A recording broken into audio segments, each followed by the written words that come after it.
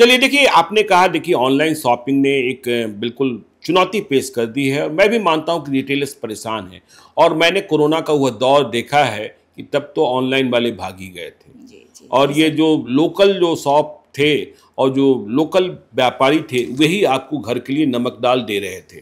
तो आप तेजस्वी यादव की तारीफ कर रहे हैं, आप हमें तेजस्वी यादव में 5 ऐसे गुण बता दीजिए जो तेजस्वी यादव को इस रूप में सिद्ध करे कि वह बिहार को लीड कर सकते हैं। ज्ञानेश्वर जी, मैं बोलना चाहती हूँ कि तेजस्वी यादव जी में 5 नहीं अनेकों गुण हैं जो अच्छा। वो बिहार के भविष्य हैं, और वही बिहार को सही दिशा निर्देश पर ले जा सकते हैं और बिहार को विकसित बना सकते हैं। तो उसके लिए तो सबसे पहले मैं कहूँगी कि उनमें जो नेतृत्व क्षमता है वो बहुत ही अभूतपूर्ण है। और ये आप देख सकते हैं, वो एक तरह से उनको नौकरी मैन भी कहा जा सकता है। जब वो 2 बार डिप्टी सीएम रहे और दूसरी बार, और 17 महीने का उनका जो कार्यकाल था, तो उसमें सिर्फ सोचिए कि छोटा कार्यकाल था 17 महीने का, उसमें उन्होंने 5 लाख से अधिक युवाओं को रोजगार देने का कार्य किया, और उसके साथ ही 3 लाख नौकरियां सृजित भी की। परंतु बीच में ही सरकार पलट गई, इस वजह से वो इम्प्लीमेंट नहीं हो पाई। लेकिन अभी देखिए कि वो जिस तरह से छोड़कर गए थे उतने में ही सारे प्रोसेस अटक गए हैं। उसके साथ ही जब वो स्वास्थ्य विभाग को भी पूरी तरह से उन्होंने ठीक कर दिया था, औचक निरीक्षण भी करते थे रात में जाकर, और जो ड्यूटी से अनुपस्थित जो डॉक्टर्स थे उसको भी उन्होंने हटाने का कार्य किया, और पीएमसीएच की दशा, साथ ही साथ जो ग्रामीण जो अस्पताल हैं उनकी भी दशा सुधारने का काम किया। और उन्होंने ये बात कही है कि वो पलायन भी रोकेंगे, युवाओं को नौकरी देंगे, और छोटे मोटे जो युवा हैं जो कि हर कोई नौकरी नहीं करते हैं, अगर कोई व्यापार करना चाहता है तो छोटे मोटे उद्योग धंधे भी लगाने में वो मदद करेंगे। साथ ही ऐसा वातावरण बनाएंगे बिहार से कि बाहर से निवेशक भी आकर और यहाँ पर अपना व्यापार कर सकते हैं। इसके लिए वे सबसे पहले कि बिहार की जो लॉ एंड ऑर्डर को ठीक करेंगे, क्योंकि देखिए मेरा ये मानना है कि जब तक लॉ एंड ऑर्डर ठीक नहीं होगा, तो जब यहाँ के लोग ही बाहर जाएंगे तो बाहर से जो निवेशक हैं तो वो तो आने से कतराएंगे। बिहार वाले तो जो गए हैं वो तो वापस आ जाएं। जी, तो मैं वही बताना चाहती हूँ ना कि तेजस्वी यादव जी ऐसा बिहार बनाना चाहते हैं कि जो गए हैं वो भी वापस आकर और अपने पूरे विश्वास के साथ आए कि हम यहाँ पर सुरक्षित रहेंगे। और साथ ही साथ हमारे नेता तेजस्वी प्रसाद यादव जी महिलाओं के लिए भी बहुत सोचते हैं। उन्होंने अपना एक 2,500 रुपए माई बहन योजना वो लाएंगे, जिसमें कि वो एक राशि नहीं उसको समझिए, वो महिलाओं का सम्मान बढ़ाने का, आत्मसम्मान की राशि वो हो।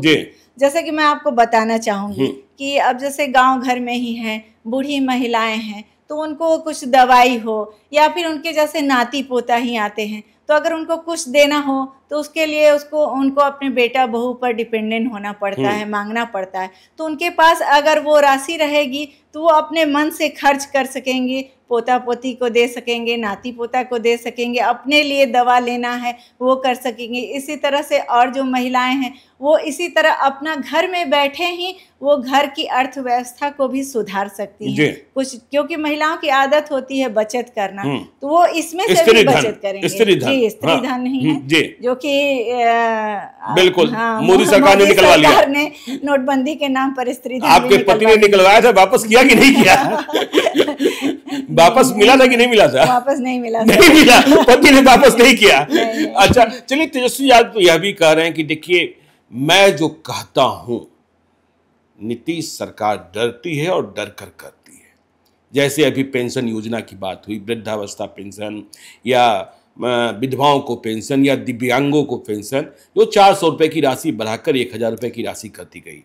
तो यह तेजस्वी यादव कह रहे हैं, और तेजस्वी यादव कह रहे हैं कि हम तारीफ पर से भी प्रतिबंध हटा देंगे। वह कह रहे हैं 20 महीने का वक्त दो, 20 काम कर देंगे। तेजस्वी यादव इतना कर पाएंगे? लालू यादव के बेटे हैं। जी बिल्कुल करेंगे। अब आप देख ही रहे हैं, आपके पास प्रत्यक्ष उदाहरण है कि सरकार ने जैसे ही सुना कि तेजस्वी यादव जी का कहना था कि 400 रुपए से बढ़ाकर 1500 कर दिया जाएगा, तो इसलिए उन्होंने बढ़ाकर उसको 1100 कर दिया। तो कहीं ना कहीं दबाव तो पड़ता ही है, क्योंकि हमारे नेता तेजस्वी यादव मुद्दों की बात करते हैं, मुद्दों की बात करते हैं, और भटकाना उनका ये नहीं रहता है कि जाति के नाम पे, धर्म के नाम पर लोगों को बांटे। उनका मेन मुद्दा रहता है कि बिहार का विकास करना है और बिहार को कैसे आगे बढ़ाना है, युवाओं को कैसे रोजगार देना है। इसी मुद्दे पर वे लगे रहते हैं, रात दिन वो हर जगह अपनी यात्रा करते रहते हैं और हमेशा से वो जनता के लिए ही, भलाई के लिए वो लगे रहते हैं। मैं एक सवाल पूछना भूल गया कि देखिए, आपने गोपाल खेमका हत्याकांड का जिक्र किया, बहुत ही गंदी घटना है, बिहार को डरा देने वाली घटना है। तो वहां बिहार के डिप्टी सीएम विजय कुमार सिन्हा गए थे और उन्होंने कहा कि गोपाल खेमका के परिवार को हम मुआवजा दिलाएंगे और इसके लिए मुख्यमंत्री नीतीश कुमार से बात करेंगे। क्या मुआवजा से गोपाल खेमका के परिवार को शांति मिल जाएगी, गोपाल खेमका वापस आ जाएंगे? विजय कुमार सिन्हा के इस बयान को आप कितना सही मानती हैं? जी ज्ञानेश्वर जी, मैं बिल्कुल गलत मानती हूँ, क्योंकि वैसे समाज को क्या मुआवजा दिलवाएंगे? यह तो देने वाला समाज रहा है। वैसे समाज तो हमेशा से देने वाला समाज रहा है, हमेशा से जो है वो देता ही रहा है, तो उनको क्या मुआवजा दिलाएंगे? उनके परिवार का जो व्यक्ति चला गया उसको वो कैसे वापस लाएंगे? पहले भी उनके बेटे की हत्या हो चुकी थी, फिर उनके परिवार पर हमेशा से मैंने सुना है पहले भी कि गोलियों की उनके भाई उनके भाई पर भी। तो ये मुझे बिल्कुल सही बयान नहीं लगा कि वो मुआवजा दिलवाएंगे। वैश्य समाज तो खुद देता है, तो उन्हें क्या मुआवजा दिलाएंगे? उन्हें दिलाना है आपको वैश्य समाज को, तो आप सुरक्षा दिलवाइए, मुआवजा उनके लिए कोई मतलब नहीं रखता, मुआवजा मतलब नहीं रखता। अच्छा देखिए, बिहार में कहा जाता है कि वोट तो 2 ही 3 कारणों से मिलता है। पहली जाति, दूसरा 5 किलो राशन, तीसरा मंदिर और मस्जिद। तो 5 किलो अनाज तो मिल रहा है ना, देखिए गांव में मिल रहा है और लोग प्रसन्न हैं। चलो मोदी सरकार 5 किलो राशन दे रही है, 5 किलो राशन मुफ्त में लेते रहेंगे, वोट देते रहेंगे, चिंता किस बात की है?